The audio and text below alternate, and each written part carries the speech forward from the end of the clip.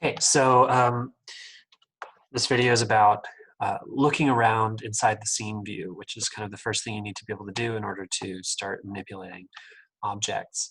The first thing to note, it's really important that you work with a 3-button mouse.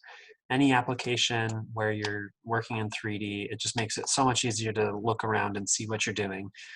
So I really recommend, if you don't have one, go ahead and order one on Amazon or something. Don't go to the store, of course, but even a cheap one is better than just using your laptop's trackpad if that's what you're doing.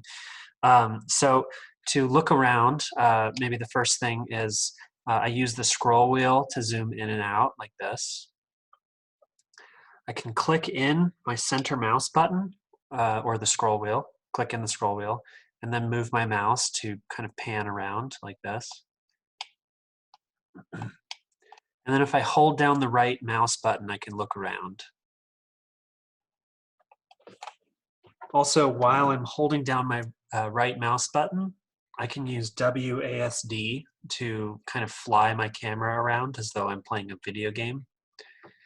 So A and D go left and right, W and S go forward and backward. You can kind of see that they're arranged like your arrow keys. And I also can press Q and E to go up and down.